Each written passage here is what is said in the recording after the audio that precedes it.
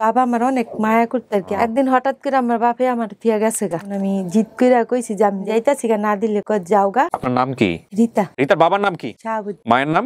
রোকেয়া। আপনার নানার নাম? কালো মিয়া দানবিহারি, মানে এটা কইতো আর কি। দানবিহারি। হ্যাঁ। আপনার মামার নাম? মিলন। আমার নাম পান্না। খালাতো বোনের নাম? শিল্পী। আপনি বলছেন আপনাদের বাড়ি হচ্ছে নোয়াখালীর হরিনারায়ণপুর বাজার। হরিনারায়ণপুর। আসসালামু আলাইকুম প্রিয় দর্শক এবং শ্রোতা, আল্লাহ সর্বাবস্থায় আমাদের সবার মঙ্গল করবেন এই দোয়া এবং শুভকামনা জানিয়ে শুরু করছি আপন ঠিকানার আরও একটি বেসিক ভিডিও। যারা এই অনুষ্ঠানটি দেখছেন তারা নিশ্চয়ই জানেন আপন ঠিকানা মানেই হচ্ছে সন্তানহারা পরিবার, তারা তাদের সন্তান ফিরে পাওয়ার একটা চরম সুযোগ এবং একই সাথে পরিবার হারা সন্তানদেরও পরিবারে ফেরার একটা সুযোগ। তো যদি এরকম কেউ থেকে থাকেন, আপনার পরিচিত যিনি ছোটবেলায় পরিবার থেকে হারিয়ে গেছেন কিন্তু বেশ কিছু তথ্য তার মনে আছে পরিবার সম্পর্কে, দুই একটা ইনফরমেশন আংশিক এবং অসম্পূর্ণ, তাকে আমাদের এখানে পাঠাতে পারেন। আমাদের ফোন নম্বর হচ্ছে 09639888777। আপনার নাম কি? রীতা। নামটা কি বাবা মা দিয়েছে আপনার? নাম চেঞ্জ হয় নাই? না। এর আগেও আপনি একবার আসছিলেন, রাইট? আমরা ফিরাই দিছিলাম, ঠিকমতো হয় নাই। এবার একটু ভালো করে বলেন। হ্যাঁ, রীতা। রীতার বাবার নাম কি? শাহাবুদ্দিন। শাহাবুদ্দিন। মায়ের নাম? রোকেয়া। রোকেয়া। আপনার নানার নাম? কালো মিয়া। কালো মিয়া। আপনার মামার নাম? আমার নাম মিলন। মিলন। খালার নাম? খালার নাম পান্না। পান্না। খালাতো বোনের নাম? শিল্পী। শিল্পী। আপনি বলছেন আপনাদের বাড়ি হচ্ছে নোয়াখালীর হরিনারায়ণপুর বাজার। হরিনারায়ণপুর। হরিনারায়ণপুর। হরিনারায়ণপুর না হরিনারায়ণপুর, যেটাই হোক। বাজার থেকে আপনার বাড়ি কত দূর? অনেকটা দূর, রিক্সা দিয়ে যেতে। কতক্ষণ লাগে? এই 10 মিনিটের মতন রিক্সাতে গেলে। এটা তো অনেক সহজ, ইনশাআল্লাহ চাইলে আমরা পাবো আপনার পরিবার। ঘটনা বলেন তো কি হয়েছে রীতা, একদম প্রথম থেকে বলেন। ঘটনা, উনি কানে একটু কম শুনছেন। কানে কম শুনছেন না আপনি? কিভাবে হয় এটা? আপনার কানে কোনো ঘটনা করছে? কি হয়েছে, কানে কম শুনেন কেন? আমার হাজবেন্ড মারছিল। আরে, এই কারণে। হাজবেন্ড কোথায় এখন? হাজবেন্ড কোথায়? আপনার হাজবেন্ডের সাথে সংসার হচ্ছে? বাসায় আছে? হাজবেন্ডের লগে কোনো নেই, আমার যোগাযোগ নাই? প্রথম থেকে বলেন কি হয়েছে প্রথম থেকে। আমার বাবা বিদেশ গেছে, এটাই আমি জানি। পরে আমার ছোট ছোট খালাতো বোন ছিল, খালাতো ভাই, মামাতো ভাই, ওগুলোকে খেলাধুলা করতাম। পরে হঠাৎ করে একদিন শুনছি যে আমার বাবা গেছে গা। ওরা বলছে যে তোমার বাবা তোমার থিয়া গেছে গা। মানে আমার বাবা আমার অনেক মায়া করতে আর কি, আদর যত্ন করতে অনেক। আমার দাদির বাড়িতে আসছিলাম না, আমরা আমার নানার বাড়ি আসছিলাম। পরে একদিন আমার মারে কইছিলাম কি যে মা আমার ভাত দাও। পরে কইছে কি না আমি অনেক কাজ করতে আছি, এখন দিব না, পরে দিম। আমি কইছি না এখনই দিতে হইব। এটা পরে থেকে যেমন আমি জিদ করে কইছি যে আমি যাইতাছি গা, কিছু আর কয় নেই। আমি খালি একটু কইছি যে আমি যাইতাছি গা, না দিলে যাও গা। পরে আমি আইসা পড়ছি। আইসা পুষ্কিনের পর বৈশা বৈশা কান্তাছি আমার বাপের লেগে, যে আমার বাপে তো যে সঙ্গে যেটা আবদার করতাম ওইটাই দিত, মায় তো দেয়নি কোনো কিছু। মানে অনেক জিদ করছিলাম আর কি। পর ওই জায়গাতে বৈশা রয়েছি, এক মহিলা আমার বলে কইতা চাইয়া যে কই যাই তুমি কান্দো কেন? আমি আমার আব্বা আমার থিয়া গেছে গা। আল্লাহ যাইবা? আমি হ যাম। পরে ওই মহিলার সাথে আমি এই বেড়াইতে আইসা পড়ি। আমি যে মারে আর বইলা আসি নাই যে আমি যাইতাছি গা। আমি হ্যাঁ কিন্তু জিদ করে কইছি যে আমি যাবো গা বাড়ি ছেড়ে। আচ্ছা। কিন্তু আমি কিন্তু এটা সত্যি মানে ই করে কই নি, ঘটনা কিন্তু ওইটাই ঘটে গেছে। ই করে কইছি। বুঝছি। আর এর আগের ঘটনা হইছে কি যে স্কুলে যে সঙ্গে পাঠাইতো লেখাপড়া, মানে একটা ভুল গেলে স্যারেরা মারতো, পরে স্কুলে আর যাইনি।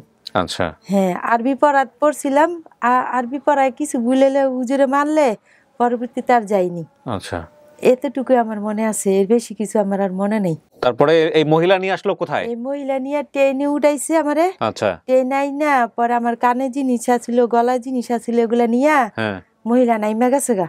আচ্ছা। পরে এক পুলিশ আমার লগে আসিল। হ্যাঁ কান্দকে আমার বাবার কাছে যাম। আল্লাহ কার লগাইছো? আল্লাহ আমার একজনে লইছে, আমি চিনি না। পরে হ্যাঁ নিয়া হ্যাঁ বাসায় রাখছে। হ্যাঁ বাসায় ছিলাম, হ্যাঁ 2টা ছেলে আছে, হ্যাঁ মেয়ে নাই। তারপরে হ্যাঁ কাছে রাখছে, হ্যাঁ বাসায় হ্যাঁ বউ অনেক কাজ করাইতো আমার দিয়ে, আমি ওই কাজ করতে পারতাম না।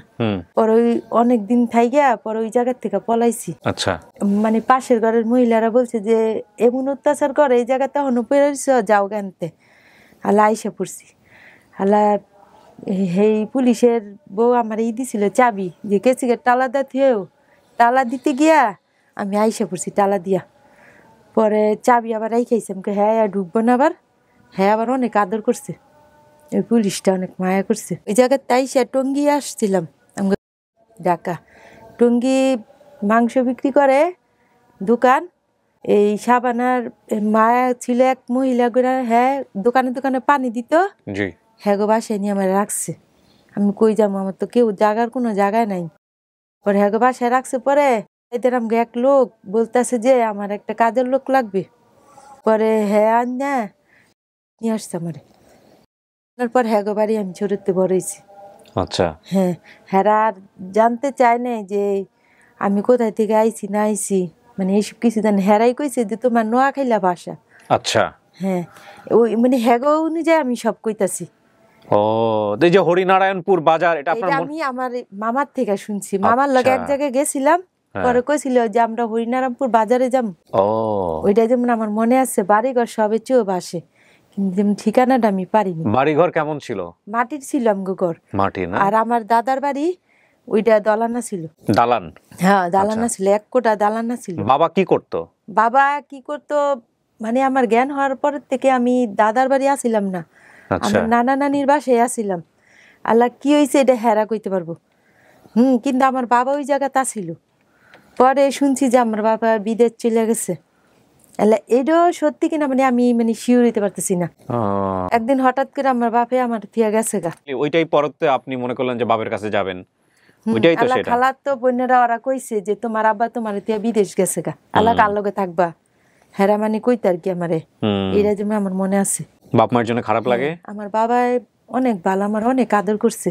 আচ্ছা। আমার বাবা আমার মায়ের থেকে বেশি আদর করছে। আপনার বাচ্চা কাচ্চা আছে? হ্যাঁ, আমার 2 ছেলে 1 মেয়ে। 2 ছেলে 1 মেয়ে? মেয়ে বিয়া দিয়ে দিছি।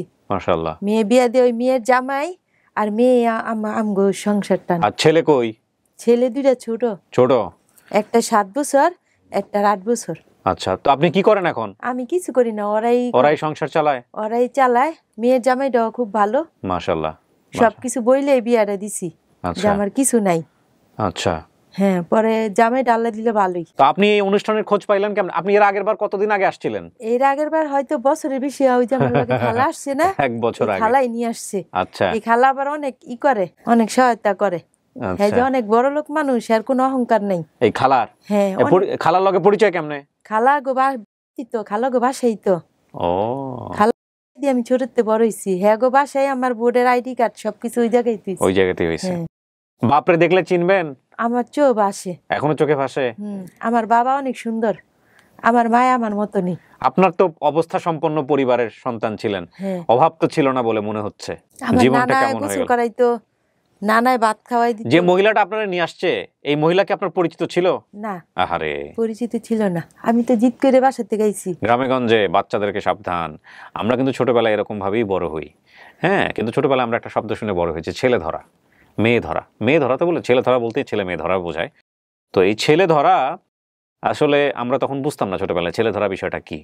কিন্তু এই যে দেখেন আজকে আপন ঠিকানা করার সুবাদে এটার যে একটা প্রেক্ষাপট আছে, মানে বিষয়টা হচ্ছে এটা it's a kind of business.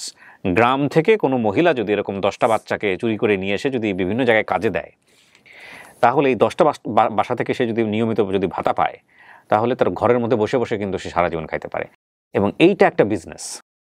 এই যে গল্পটা, এই গল্পটা এরকম বিজনেসের শিকার, মানে এই ভদ্রমহিলা এই বিজনেসের শিকার। এখন কথা হলো যে বাচ্চাদেরকে গ্রামে গঞ্জে যেভাবে বড় হয় আপনারা নিশ্চয়ই জানেন, বাচ্চারা গ্রামে গঞ্জে খেলে হাটে মাঠে মানে খালে বিলে খেলে ধুলে বড় হয়।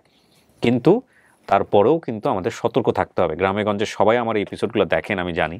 সেই একেবারে প্রত্যন্ত অঞ্চল যেখানে ইন্টারনেটের অ্যাক্সেস আছে তারা আমার এই অনুষ্ঠানগুলো দেখেন, আমি জানি। তাদের সবাইকে বলবো যে আপনার বাচ্চার প্রতি আপনারা সচেতন হবেন।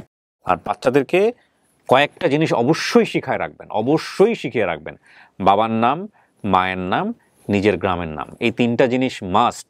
বাবার নাম, মায়ের নাম, নিজের গ্রামের নাম, তারপরে 2-1টা এক্সট্রা যদি সে সম্ভব হয়, কোন জেলা, তাহলে এই বাচ্চার কখনো হারাবে না। জেলার নাম, গ্রামের নাম, বাবার মায়ের নাম, ব্যাস এতটুকু হলেও সম্ভব। বাবা মায়ের নামের আগে গ্রামের নাম শেখান। বাবা মায়ের নামের আগে প্রয়োজনে গ্রামের নাম শেখান আর জেলার নাম শেখান। গ্রাম আমার এটা, জেলা আমার এটা, ব্যাস।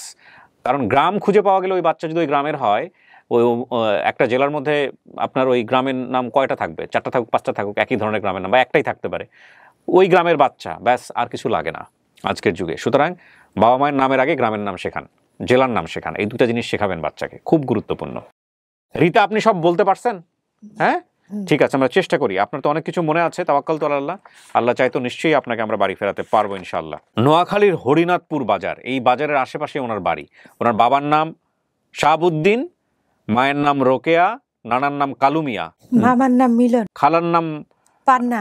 এইখানে কালুমিয়ার সাথে কি, নানার নাম কালুমিয়া, কালুমিয়ার সাথে আবার কি যুক্ত করছে? ও দোনবিয়ারি। দোনবিয়ারি কি জিনিস? না, তো দোনবিয়ারি কি? কালুমিয়া দানবিয়ারি, মানে এটা কইতো আর কি। দানবিয়ারি? হ্যাঁ হ্যাঁ, দানবিয়ারি এটা কইতো। আচ্ছা, এটা তো শব্দটা আমার কাছে একটু অন্যরকম মনে হচ্ছে। এখানে লাগছে ডানডিয়ারি। আচ্ছা, দান দেয়ারি আমি ঠিক জানি না, ডানবিয়ারি এরকম একটা শব্দ আসছে, আমি ঠিক জানি না এটার অর্থটা কি। সবাই মিলে একটু চেষ্টা করি সবাই। প্রিয় দর্শক এবং শ্রোতা, একটা ভালো সংবাদের প্রত্যাশা আমরা শেষ করছি আজকের মতো। আসসালামু আলাইকুম।